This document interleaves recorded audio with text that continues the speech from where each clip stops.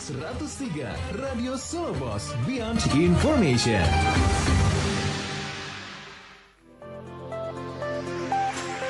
SMG Book on Radio. Inilah komunitas membaca, menulis, dan cerita tentang buku. Dari buku bisa tersebar inspirasi, bisa tercipta peradaban. Ruang bagi siapapun untuk bersinergi dan berkolaborasi dalam literasi. Dari membaca, menulis, dan merangkai buku, semua kami hadirkan dalam SMG Book on Radio. Hanya di 103 FM Radio Solo Pos, Beyond Information. 103 Radio Solo Pos Beyond Information. Selamat siang Sobat Solo Pos, saya Ika Wibowo kali ini menemani Sobat Solo Pos di SMG Book on Radio selama kurang lebih 1 jam ke depan. Kita akan bersama dengan narasumber kita spesial hari ini. Kita hadirkan beliau Prof. Dr. Muhammad Munadi MPD. Beliau ini adalah guru besar dari Universitas Islam Negeri atau UIN Raden Masai Surakarta. Sampai sekarang beliau masih sebagai guru besar di UIN, kemudian mantan wakil rektor UIN Surakarta 2015-2020. Kalau di pekan sebelumnya ya, kita juga kebetulan kedatangan Prof. Mudofir. Mungkin ini pernah satu periode kayaknya. Iya, satu Prof? Periode. Satu periode beliau rektor, saya wakil rektor bidang administrasi umum perencanaan keuangan. Oke, berarti udah ini ya deket ya sama beliau karena sempat beraktivitas dan menjabat bersama gitu ya di tahun periode yang sama. Kita sapa dulu Prof. Munadi. Selamat siang. Assalamualaikum Prof. Selamat siang. Waalaikumsalam Mbak Ika dan Sobat Solo Pos yang berbahagia. Kabar baik Prof. Alhamdulillah sehat. Puasa tetap sibuk ya Prof ya. Insya Allah. Dan katanya kampus belum, kalau dosen guru besarnya belum libur, tapi mahasiswanya yang libur. Masih banyak aktivitas kalau akhir-akhir Ramadan gini Prof di kampus? Paling kalau kampus jelas, kalau kuliahnya libur. Udah libur, betul. Cuma aktivitas lain kan tetap harus ada gitu. Tetap ini ya hidup gitulah ya kampus ya, meskipun di jelang hari raya gitu. Tapi kalau kesibukan kampus ada juga yang seputar baca, tulis gitu, nulis baca gitu nggak Prof? Kalau dosen kan punya kewajiban. Harus ya. Ya, kewajiban yang melekat itu kan dominannya adalah neliti, nulis dan publikasi tulisan. Otomatis kan harus punya asupannya membaca. Nah ini berbeda kalau guru. Guru itu lebih dominan ngajar daripada nulis. Tetapi ketika guru itu mau menjadi guru utama, itu harus banyak nulisnya juga. Jadi sebenarnya sama kapasitasnya. Dan di kesempatan siang hari ini Sobat Solo Pos, kita akan sharing-sharing bareng Prof. Munadi tentang karya-karya beliau juga. Nanti ada beberapa buku yang sudah beliau tulis, nanti kita bahas ya. Tapi sebelum kita ke karya-karyanya Prof. Munadi, saya pengen tahu dulu nih Prof. Munadi. Dulu kan sempat menjadi wakil rektor ya di periode 2015-2020. Tadi sempat disampaikan juga di bidang wakil rektor bidang administrasi umum, perencanaan keuangan. Jadi Adum PK. Berarti lumayan banyak yang di-handle ya, Bro. Selain administrasi keuangan juga ternyata. Jadi kalau WR2 itu istilahnya Gojek aja teman-teman, atau the real rektor. Karena ribet ngurusin banyak hal gitu ya. Karena kan ada 3, administrasi umum, perencanaan, keuangan. Jadi yang tahu dari depan sampai belakang. Oh iya benar sih, dapurnya gitu ya Prof ya ibaratnya ya. Tapi itu memang dari dulu backgroundnya emang sudah ke inline administrasi keuangan atau gimana kalau? Jadi kalau riwayat karir saya kan dulu sekretaris jurusan, kemudian wakil dekan bidang yang sama, administrasi umum perencanaan keuangan. WR-nya juga lanjutan dari wakil dekan 2. Jadi konsisten di situ. Administrasi keuangan gitu ya. Tapi suka nulis. Karena itu kewajiban. Jadi tapi sebenarnya tidak boleh, itu kewajiban. Jadi itu mestinya menjadi tradisi seorang ilmuwan untuk menulis itu. Oke, dan ini yang juga kita gaungkan serta kampanyekan terus-menerus gitu ya, Prof ya, biar semangatnya para guru besar ini menurun ke generasi-generasi muda. Karena sekarang itu juga bisa dibilang kalau kita bilang banyak yang hobi baca, enggak juga ya, Prof. Apalagi nulis gitu ya. Mungkin akan semakin berkurang, tapi di sisi lain juga sebenarnya banyak anak-anak muda sekarang yang dimudahkan dengan dunia digital dan ini modal besar ya, Prof. Tapi memang masalah membaca itu kan kalau kita lihat tulisannya Seno Gumire Aja Dharma itu kan kita itu sebenarnya suka baca, cuma suka bacanya baca diskonan di toko. Oh iya, betul. Jadi sebenarnya suka membaca, suka menulis, cuma medianya itu yang tidak berkembang. Jadi hanya sifatnya hiburan. Tapi memang karena kita dikondisikan tradisi kita itu banyak tradisi tutur daripada tradisi menulis. Itu yang ada problem di kita. Belum lagi kan lompatan budaya itu kan berubah. Jadi ketika kita belum begitu banyak membaca, tiba-tiba ada tradisi elektronik yang lebih banyak ngomong daripada nulis. Nah ini yang jadi masalah. Jadi orang kan lebih suka jadi YouTuber daripada penulis kan. Beda kalau penulis kan memang harus serius. Kalau YouTuber kan mungkin uangnya lebih banyak daripada penulis. Maka saya teringat sama tulisannya ahli sejarah Deliar Nur. Kalau mau kaya jangan jadi penulis.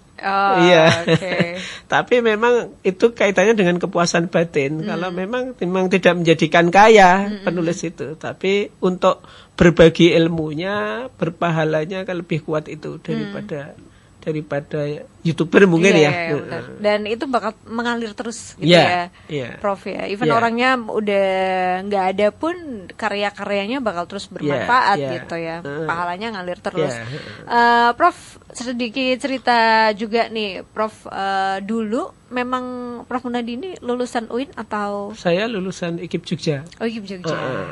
Tapi SD SMP SMA-nya di Solo. Asli Solo Mas. Harus asli Solo dan tadi sempat ngobrol enggak mudik gitu ya. Mulai mengajar di UI-nya sejak kapan, Bro? Tahun 2000. Tahun 2000 bulan Maret, jadi ini sudah 25 tahun. Wow. Menginjak 25 tahun ngajar di dulu Stain dan jadi UIN. Konsentrasinya emang lebih ke apa, Prof? Pendidikan. Jadi fokus saya di manajemen pendidikan. Sudah 25 tahun mengajar gitu ya, dan masih aktif sampai sekarang. Dulu katanya sempat juga nulis artikel di Opininya Solo Pos. Pernah ya, Prof ya. Masih ingat, Prof, dulu yang ditulis? Itu tulisan berkaitan dengan pidato guru besar saya. Itu kaitannya dengan kritik liberalisasi perguruan tinggi negeri. Jadi kan perguruan tinggi kita itu kan berubah yang baik pemerintah itu dari PTN Satker Pendapatan Negara Bukan Pajak, Satker PNBP, kemudian jadi BLU, kemudian jadi PTN Badan Hukum. Nah, BLU dan Badan Hukum itu negara sudah mulai melepas subsidi negara ke pemerintah, ke perguruan tinggi negeri. Akhirnya perguruan tinggi negeri kan disuruh nyari uang sendiri. Nah, korbannya kalau menurut saya teringat dengan tulisannya Andrea Hirata di novel Guru Aini. Guru Aini itu kan gurunya namanya Bu Desi Istiqomah. Itu ketika dia belajar mati-matian matematika untuk bisa jadi mahasiswa di perguruan tinggi negeri, dia tidak bisa, sudah lolos di Fakultas Kedokteran, tapi karena faktor biaya, akhirnya dia harus memendam cita-citanya jadi dokter. Jadi berangkat dari situ sebenarnya. Kasus ini kayak ibarat gunung es. Jadi permukaannya yang gagal masuk perguruan negeri kayaknya sedikit, tapi sebenarnya di bawah itu banyak sekali. Dan itu tidak hanya di ilmu yang nanti gampang bekerja, di semua ilmu kan SPP kan jadi mahal. Itu yang jadi masalah itu. Apalagi perguruan tinggi keagamaan Islam negeri perguruan tinggi di bawah Kementerian Agama. Pangsa pasarnya saja jelas ya, menengah ke bawah, lebih banyak ke bawah. Tapi dipaksa oleh pemerintah untuk pangsa pasarnya harus diubah. Siapa yang bisa mengakses masuk ke perguruan tinggi ketika SPP mahal?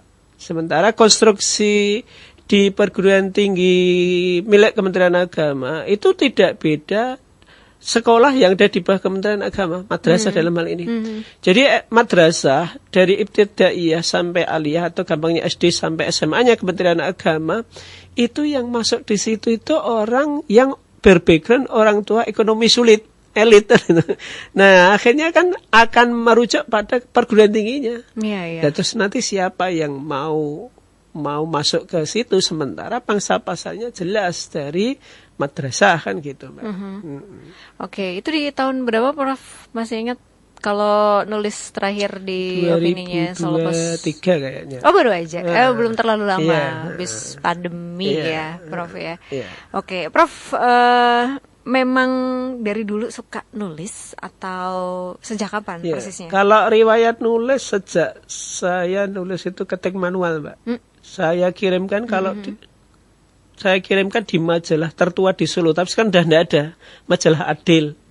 Oke. Iya, itu waktu saya SMP SMA. Tahun berapa, Prof? Tahun 86, 78. Sekitar itu ya. Iya. Itu nulis di Adil, ketik manual, Mbak. Kirim manual juga pakai perangko. Kalau jenengan Mbak Ika kan nggak pernah merasakan. Jadi ditipek segala kayak di film India itu. Oh, malah bukan tulis tangan ya, Prof? Bukan, ya? ketik manual itu, tak-tak itu. Iya. Jadi sebenarnya dari sini sebenarnya anak-anak sekarang mestinya lebih produktif daripada seusia saya ya. Iya. Secara fasilitas soalnya lebih terpenuhi ya, Bro. Dan media online kan banyak. Betul. Iya. Jadi itu dulu nggak ada honornya, Mbak. Jadi nulis karena mungkin majalah nggak begitu laku ya. Iya. Tapi itu majalah tertua di Solo. Mungkin Selepas juga harus mengeksplor itu. Jadi kalau saya melihat itu, saya tahun 86 nulis beberapa kali kaitannya dengan itu. Memang karena dulu SMP itu, Mbak, SMP itu kan waktu angkatan saya itu diwajibkan buat karya tulis ilmiah. Saat itu saya nulis, nggak tahu kenapa inspirasinya dari mana, saya nulis tentang kebangkitan Islam.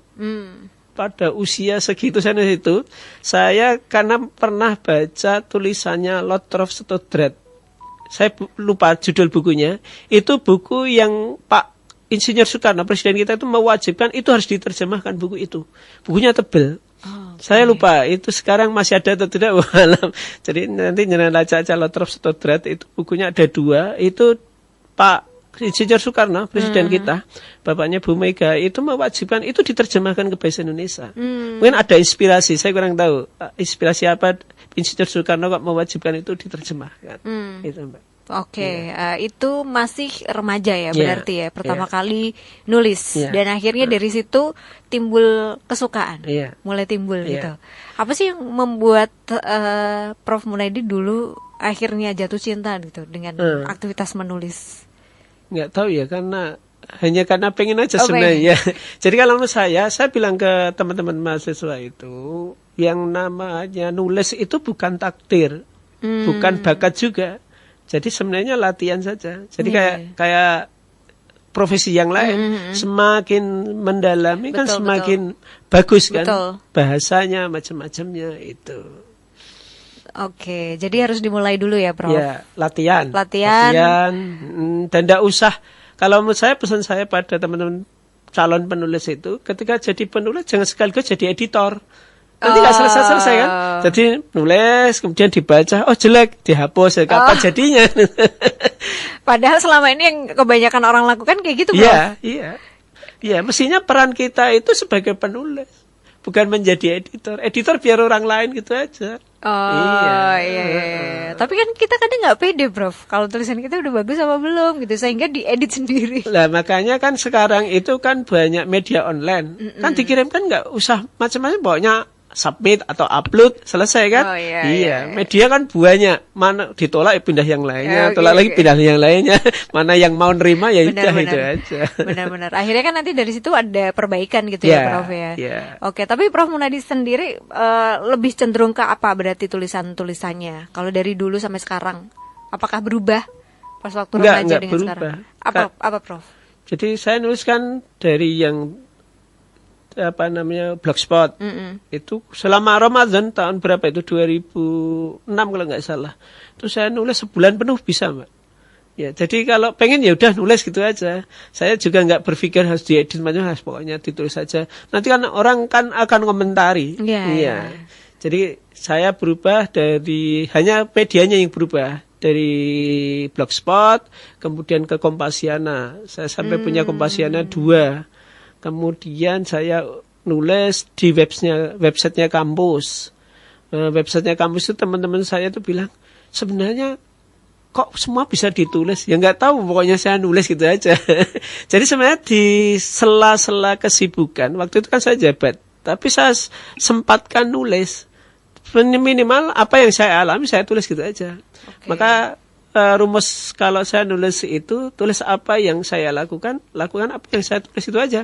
Jadi nggak usah Nah ini kelemahan guru-guru bahasa Indonesia kita. Guru bahasa Indonesia itu kan ngajari struktur kalimat. Akhirnya kita nggak bisa nulis kalimat tuh, karena kita hanya dijejali strukturnya. Tapi untuk keterampilan menulisnya belum kan begitu. Dan itu dialami hampir semua anak-anak kita. Itu Mbak.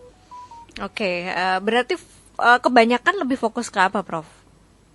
Kegiatan sehari-hari atau apa yang dialami sehari-hari? Ya, apa yang saya alami sehari-hari. Jadi contoh umpamanya ketika saya mau ke bandara, kan ada baliho besar universitas di salah satu di Australia, kemudian saya tulis marketing perguruan tinggi.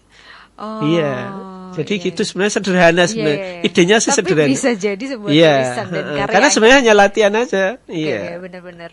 Iya sih, sebenarnya nggak kurang-kurang ide ya kalau kita tuh mau lebih jeli gitu dan sensitif terhadap apa yang ada di sekitar kita. Oke, Prof, nanti kita lanjutkan lagi ya, Prof ya. Kita juga ngajakin Sobat Selopos untuk tanya-tanya di program SMG Book on Radio kali ini. Jadi silakan Sobat Selopos bisa manfaatkan WhatsApp kami di 081226103103. Kembali kita ikuti SMG Book on Radio hanya di 103 FM Radio Solopos, Beyond Information. Oke, Sobat Selopos, kita lanjut lagi masih di SMG Book on Radio ya. Dan kita juga masih bersama dengan Prof. Munadi. Beliau guru besar dari UIN Raden Mas Said Surakarta dan mantan wakil rektor UIN Surakarta untuk periode 2015-2020.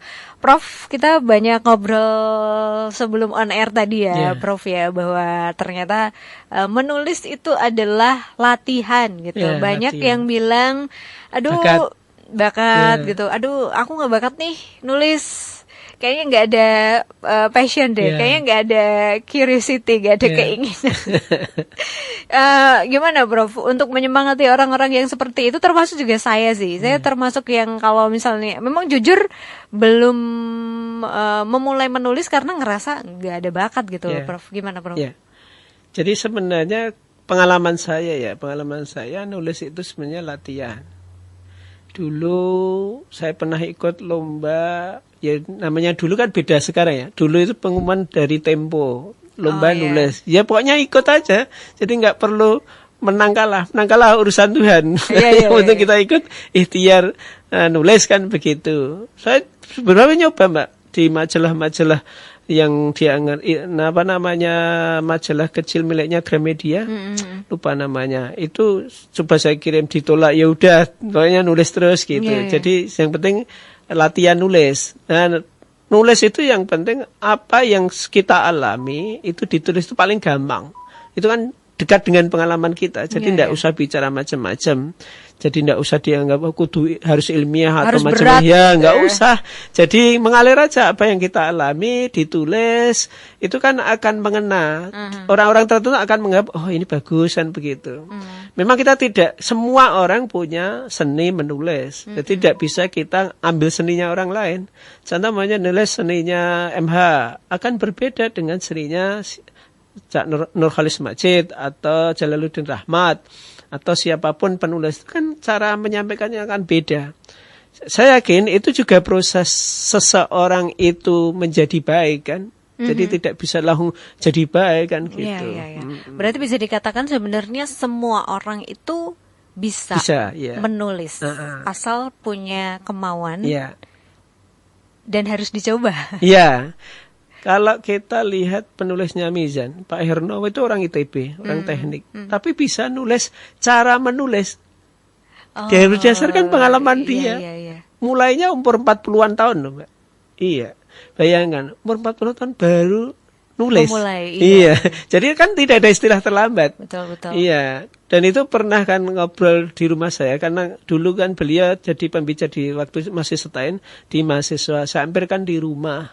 Terus ngobrol macam-macam. Ternyata jenengan Pak Hernowo itu umur segitu baru mulai nulis, berarti kita tidak ada istilah terlambat. Memang nggak ada istilah terlambat, jadi tidak ada istilah terlambat sama wah itu tulisannya bagus, ya belum tentu juga, karena pangsa pasar kita kan masing-masing berbeda. Iya. Gitu. Berarti ini bisa dibilang profesi yang sifatnya tuh long lasting gitu. Iya. Pasti nggak akan pernah ada ukuran waktu, usia. Iya. Lebih fleksibel sebenarnya, Prof. Iya. Kan apapun bisa ditulis sebenarnya. Tinggal pengalaman masing-masing apa. Iya, betul. Prof, saya jadi ingat sebelumnya pernah ngobrol juga sama Prof Mudofir kan.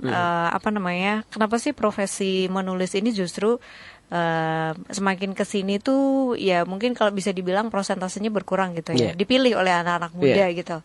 Kalau menurut Prof Munadi karena faktor apa nih, Prof? Jadi kalau kaitannya dengan menulis itu kan sebenarnya profesi yang kurang menjanjikan. Kecuali kalau jadi dosen karena dipaksa harus nulis ya nih.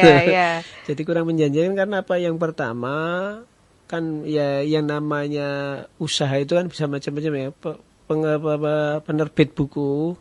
Saya saja itu korban pembajakan luar biasa, Mbak. Buku saya yang kebijakan publik di bidang pendidikan. Saya sebagai penulis itu nggak punya bukunya. Saya akhirnya beli bukunya, ya buku bajakan itu. Oh. Iya, karena apa? Karena kata penerbitnya, ini sudah tidak terbit, Pak. Lah kok di Bukalapak macam-macam kok masih ada?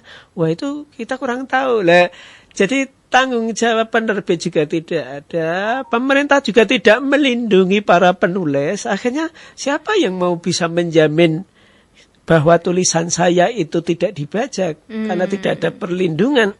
Sementara ketika kita nulis kan kena pajak juga. Nah, pemerintah belum ada peran itu. Sementara penulis itu kan sebenarnya membantu pemerintah untuk mencerdaskan kehidupan bangsa gitu.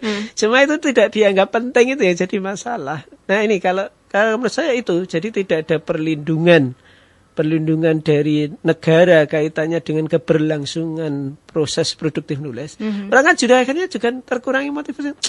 Ngapain gitu ya. Sudah repot-repot nulis, dibajak, kemudian kita dapat royalti. Iya. Jadi akhirnya ya ngapain memilih profesi tersebut, mending menggeluti profesi yang lain juga gitu. Tapi kan hal seperti ini nggak boleh dibiarin. Iya. Berarti harus seperti apa, Prof, kita ya? Jadi mestinya pemerintah harus aturan hukumnya harus jelas dan harus kejam gitu loh. Tegas gitu. Ya, karena kan membantu pemerintah untuk mencerdaskan kehidupan bangsa. Ini yang paling utama. Siapa lagi yang bisa membantu pemerintah selain lembaga pendidikan kan gitu. Karena juga perlu juga pemerintah mestinya juga membeli karya-karya para penulis itu untuk keberlangsungan hidup para penulis itu, untuk bertahan di situ. Jadi kalau kita lihat kayak Orde Baru punya balai pustaka, ya udahlah teman-teman yang penulis itu ya di backup. Kalau tidak bisa melindungi di pembajakan, ya di backup saja. Mereka disubsidi apa untuk bisa gampang menulis di penerbit-penerbit milik negara kayak balai pustaka. Jangan-jangan balai pustaka juga sudah tidak berkembang karena tidak ada perlindungan dari pemerintah. Hanya semua buku kan dibajak. Ya akhirnya orang ini tidak jelas juga kan, mending gitu. Lebih fatal lagi Mbak kalau dosen itu nulis akhirnya itu bukan dibayar tapi bayar untuk nerbitkan di jurnal. Iya. Karena hitungannya akhirnya saya investment gitu. Iya. Dan tidak sekarang tuh kayak bisnis juga. Nulis di akademik itu bisnis. Kalau menurut saya pure bisnis karena pamannya kalau ada indeksasi kan. Indeksasi nasional kan Sinta 1, 2, 3, 4, 5, 6. Yang terendah 6. Itu yang biasanya agak murah. Yang mahal ya Sinta 1. Itu bisa jutaan itu, Mbak. Jadi akhirnya orang wah mau naik pangkat nih. Maka saya harus bayar dulu untuk investasi. Kan nanti akan balik ROI-nya kan ada, Oh, iya. return on investment-nya. Benar. Jadi nanti saya kalkulasinya begini, nambah ini kan gitu. Oke, ya udah nggak apa-apa lah. Iya. Jadi awal modal dulu ya. Iya. Oke, Maka berarti yang problem akhirnya penulis yang belum bekerja kayak mahasiswa, kita minta penugasannya nyusun artikel, dikirimkan, Pak, bayar tuh gimana Pak? Ya kita sebagai dosen juga bingung juga kan. Terus gimana kan gitu. iya. Jadi memang tidak ada jaminan akhirnya nulis mengeluarkan uang, tidak Iya, mendapatkan uang kan. benar. Soalnya modal dulu dan belum tentu nanti bisa balik Iya. apa enggak gitu ya. Iya, kayak kita sekolah tuh, Mbak.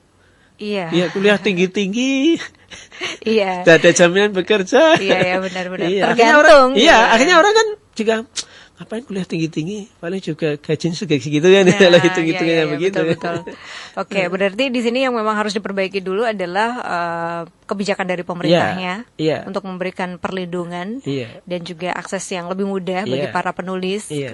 terutama di hal kesejahteraannya mungkin ya. Iya.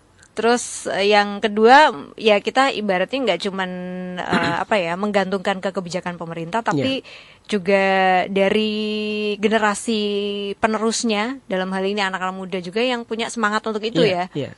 Dan itu bisa disinkronkan dengan gerakan literasi nasional dan gerakan literasi sekolah. Saya bilang ke beberapa guru yang saya ajar di S2 itu, saya bilang, Ibu sudah nulis berapa? Belum pernah, loh, sudah ngajar berapa tahun? 20 tahun. Ya saya bilang, surga itu tidak penuhi orang-orang egois. Kan Iya, masing-masing iya. orang itu kan Betul. punya pengalaman. Betul. Pengalaman itu bisa dibagikan, tidak harus ketemu. Dan saya bilang begini, semua orang itu punya ide besar, tapi tidak pernah diabadikan dalam bentuk tulisan. Akhirnya ketika ada orang ngomong, loh itu kok omongan saya mirip dengan omongan saya ya. Terus kita mau mengklaim ini omongannya siapa kan nggak jelas juga kan. Bener. Iya. Salah sendiri. Iya. Dulu nggak ditulis. Iya. Karena tulisan itu bisa jadi bukti ya, Iya. Prof ya. Maka saya ketika jabat 4 tahun menjadi wakil rektor, saya buat tulisan, Mbak, memori akhir jabatan. Iya, jadi pengalaman saya mengelola selama 4 tahun. Tahun pertama kayak apa? 2-4. Walaupun hanya 50 halaman kan lumayan. Jadi, Waduh, iya. bukan hanya sih, Prof. Lumayan tebel kalau itu, Prof. 50 halaman ya. Oke, salah satunya itu ya. Dan sekali lagi kalau misalnya kita nulis, Prof Munadi sudah mencontohkan tidak harus dimulai dari sesuatu yang berat sehingga nanti membuat semangat kita tuh drop di awal.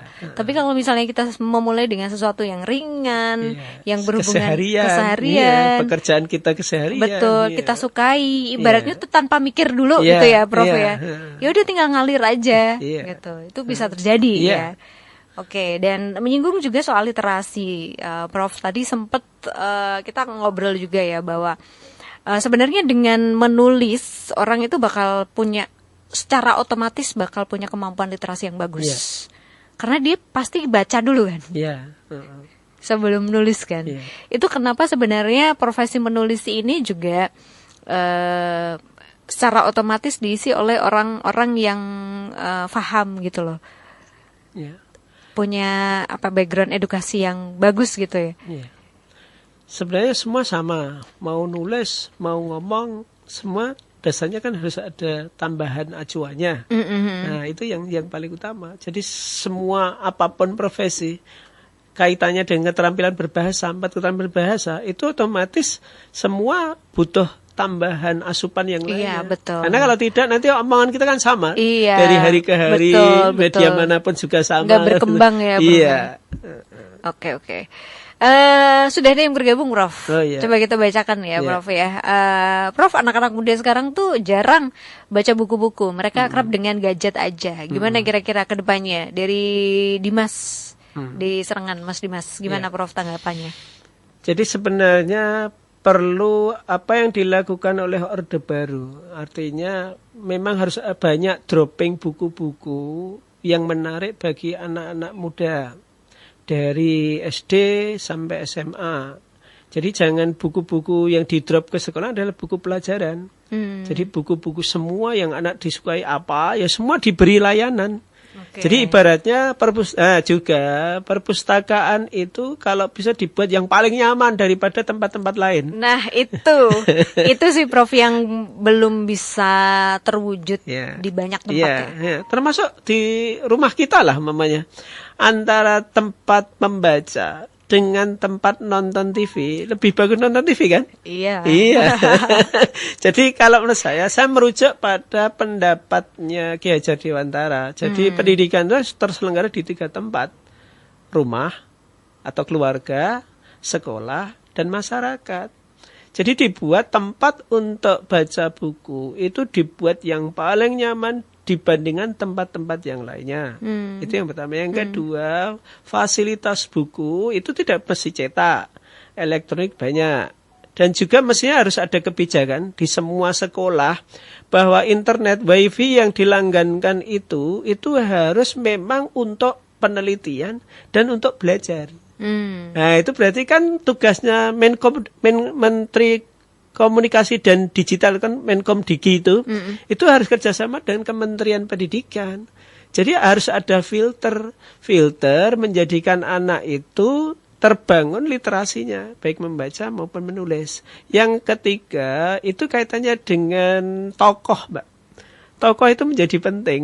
Ya, jadi mestinya kayak mamanya Pak Presiden baca buku, itu kan menjadi inspirasi. Kalau dulu kita kan dimotivasi oleh orang tua kita, Nduk, dadi kayak Habibie. Jadi kan ada acuannya, oh saya harus sukses kayak Habibie. Sekarang kan tidak ada. Siapa yang bisa menjadi contoh kan belum ada. Jadi orang tua terus mau ngomong tentang apa pada anaknya, semua tidak bisa menjadi contohan begitu. Yang keempat, fasilitasi sekolah itu untuk mengembangkan perpustakaan. Jadi belajar itu tidak mesti di kelas. Jadi anak cari sendiri di perpustakaan, full yang paling full wifi itu mestinya perpustakaan, jangan di tempat lain. Jadi anak akan datang ke situ. Jadi sebuat senyaman mungkin, ada AC-nya, semuanya ada, semua jenis buku itu ada e-book, ada macam-macam. Nah itu. Mungkin dengan begitu akan tertarik anak-anak itu membaca. Itu betul. Jadi memang harus pakai strategi ya, Prof ya. Kalau ingin memunculkan minat baca, terutama di anak muda, karena ibaratnya tuh membuat anak muda sekarang untuk melakukan sesuatu yang bagus tuh nggak mudah sekarang. Kalau lebih tambah lagi, Mbak, sebenarnya kenapa Ramadan semua orang nggak mau baca Quran? Iya kan? Berarti sebenarnya minat baca kita masih kuat sebenarnya. Wong Ramadan saja bisa banyak yang khatam. Semua masjid menyelenggarakan darusan. Ini sebenarnya potensi luar biasa untuk membaca yang lain. Itu kan jangan bayangkan, hampir semua orang dimanapun berada mesti minimal pakai HP, kemudian dibuka Qurannya. Berarti masih ada kesadaran untuk minat bacanya masih tinggi. Saya masih punya harapan itu. Betul. Iya. Berarti sebenarnya bisa gitu ya. Iya. Cuman ya nggak dilakuin aja selama ini gitu. Iya, sama harus ada aspek spiritualnya. Membaca itu ada sisi spiritualnya. Kayak baca Quran ada sisi spiritualnya. Betul. Nah, ini sehingga pemerintah mendukung aja. Ramadan itu berarti bulan baca. Bagi semua agama itu luar biasa. Ini bukan bicara konteks Islam saja. Jadi Ramadan adalah bulan baca seluruh bangsa ini. Wah, itu menarik. Saya masih punya harapan. Masih ada optimisme untuk mengembangkan minat baca. Coba jangan bayangkan, Quran berbahasa Arab. Semua orang baca, targetnya khatam. Masalah tidak masuk tidak penting, yang penting baca aja. Iya. Kalau saya gitu masih optimis. Iya, betul. Dan ternyata juga pada mau gitu ya. Iya. Pada bisa gitu ya.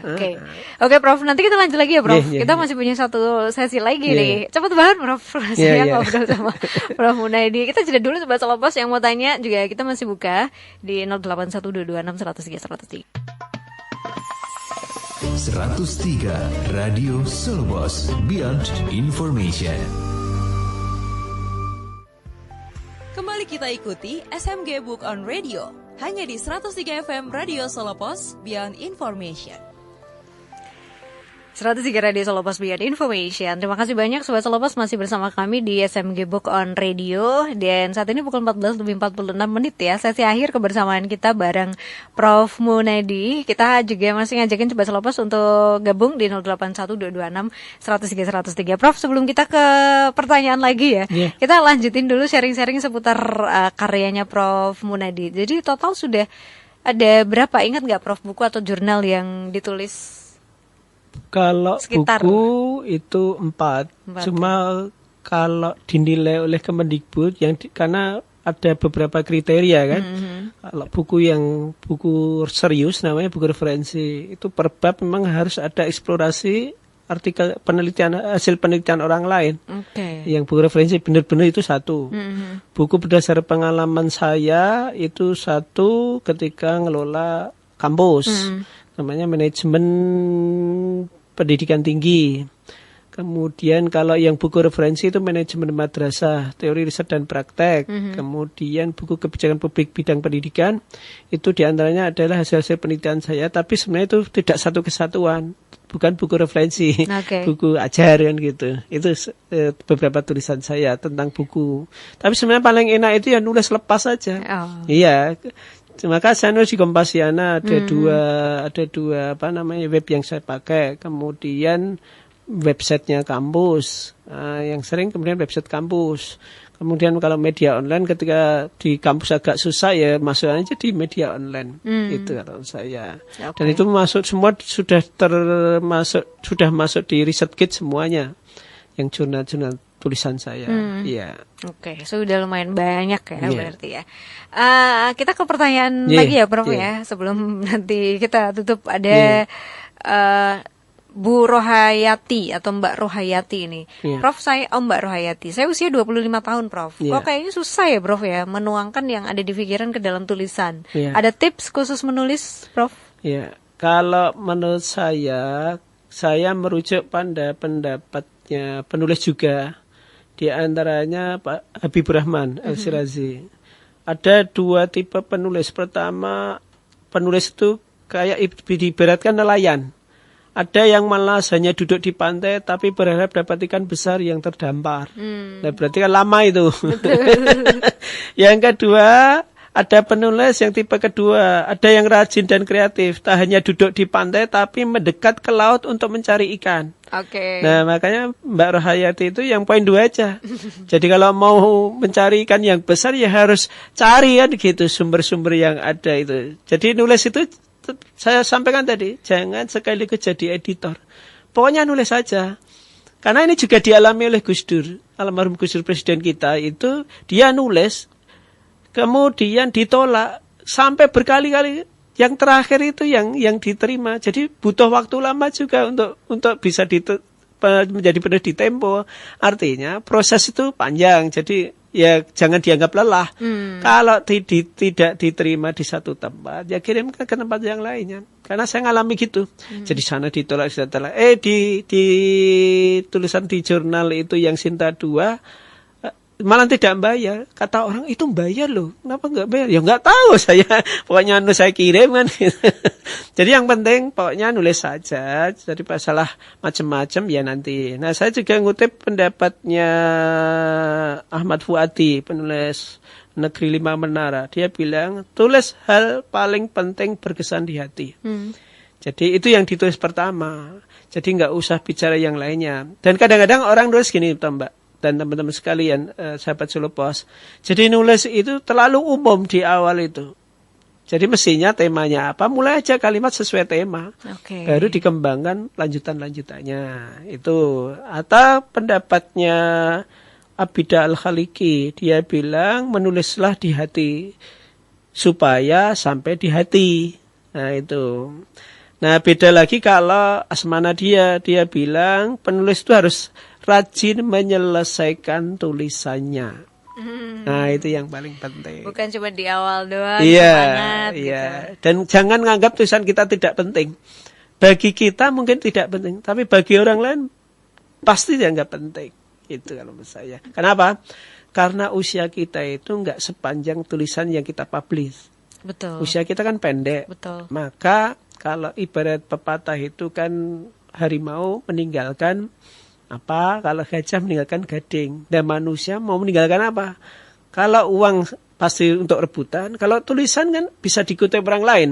Artinya itu kan bisa bermanfaat bagi kehidupan kita setelah kita meninggal dunia. Gitu kan menurut saya. Betul. Dan itu juga bisa jadi salah satu amal jariah kita ya Prof ya. Oke, satu lagi Prof, Ya. pertanyaan dari Mbak Irma di Karanganyar. Ya. Saya suka menulis cerpen Prof. Tulisan saya cukup sering dimuat di media massa juga. Ya. Pengen sebenarnya nulis yang bukan fiksi, Mm-mm. semacam opini gitu. Tapi rasanya susah untuk menuangkan juga. Kadang justru saya tuangkan ke dalam karya non fiksi maksudnya ya, Ya. mungkin ya. Ini Nah. gimana tanggapannya Prof? Ya, Beda genre. Ya, sebenarnya tidak ada masalah karena kan bisa saja opini kan juga tidak begitu serius sebenarnya. Ya, nanti tinggal tambahkan kutipan dari mana. Kan sebenarnya hanya persoalan gaya penuangan saja. Jadi orang bisa saja kayak mamanya Cak Nun. Cak Nun kan opininya juga nggak serius-serius banget. Iya. Tinggal bagaimana mbaknya berani ngirimkan aja. Jadi jangan, wah kayaknya saya passionnya itu di di fiksi. Masa saya bisa nulis non fiksi. Dicoba aja. Jadi kalau saya lihat kayak pendapatnya tadi, pokoknya itu harus berani ngirim. Jadi berani mengirimkan karya. Mana siapa tahu diterima. Itu yang pertama. Kemudian kalau ingin memotivasi diri ya bergabung di komunitas yang sama. Nah, nanti kan bisa dibaca orang lain, nanti segera dikirim. Gitu kalau menurut saya. Betul. Yeah. Karena lingkungan itu support system termanjur ya. Ya. Untuk bisa ngekip terus semangat kita Yeah, maksudnya ya. yeah. Kalau nggak ada di lingkungan yang sama ya udah bakal Yes. lupa ya Prof ya. Oke Prof, terakhir Prof, Yeah. pesan buat generasi muda biar bisa aktif menulis, karena menulis itu harus Yeah. dimulai dengan latihan ya Prof. Ya. Gimana Prof, silakan. Ya. Jadi kalau kita sebagai orang beragama, tadi yang saya sampaikan bahwa usia kita itu kan terbatas dan dibatasi. Kalau tulisan kita nggak terbatas dan tidak dibatasi kan begitu. Inginan nulis apa ya tulis saja. Saya nulis itu kalau nulis agak berani nyentil pemerintah ya di Kompasiana. Nanti kalau apa ya di mana gitu aja. Jadi nggak usah. Cari celah-celah Iya. sendiri gitu ya, Prof. Kalau menurut saya begitu. Jadi nggak usah dibatasi dulu. Oke. Sebelum kita itu memang belum profesional. Ya udah nulis apapun bisa kita tulis. Nanti kirimkan kemana ya sesuai dengan target tempat kita mau mentarget tulisan kita dipublish oleh siapa. Jadi menyesuaikan aja di mana tulisan kita itu cocok untuk siapa, kemana, ke siapa gitu aja kalau menurut saya. Gitu. Oke gitu ya Sobat Selopos. Oh, kalau menulis tujuannya untuk dapat keuntungan boleh nggak Prof? Boleh saja. Boleh ya, Iya. sah-sah aja sebenarnya. Iya. Jadi profesi gitu ya. Iya, boleh. Karena kan kayak sebenarnya nulis itu jadi penting di semua profesi ya menurut saya. Sekarang kan ada ketika membuat promosi perusahaan, kan harus ada yang pintar nulis. Siapa yang bisa diandalkan kan begitu. Betul. Ya, company Company profile. Kalau nulisnya biasa-biasa saja, nanti hanya penerima konsumen tertentu. Tapi ketika untuk anak muda harus bagaimana? Betul. Nah, itu kan sebenarnya nulis itu bisa untuk semua profesi, tidak dibatasi oleh profesi tertentu saja kan gitu. Iya ya. Sekarang banyak profesi yang mensyaratkan copywritingnya harus bagus, gitu kan? Oke, jadi sebenarnya bisa bermanfaat untuk profesi apapun gitu ya, Sobat Selopos. Oke, Prof Munadi terima kasih banyak. Ya, sama-sama. Waktunya Baik, Prof. Yeah. Next time kita ngobrol lagi ya Prof ya. Yeah. Dan untuk Sobat Selopos juga terima kasih banyak sudah stay tune bareng kita di SMG Book on Radio. Minggu depan mudah-mudahan ada SMG Book on Radio lagi di jam dan waktu yang sama. Dan habis ini kita bakal temenin Sobat Selopos di zona 103. Yeah. Telah kita ikuti SMG Book on Radio, tempat bagi peminat dan pemerhati buku untuk berjejaring dan bekerja sama. Ruang diskusi, launching, dan segala hal tentang buku. Simak kembali SMG Book on Radio pekan depan. Simak kembali SMG Book on Radio pekan depan. Hanya di 103 FM Radio Solo Pos, Beyond Information.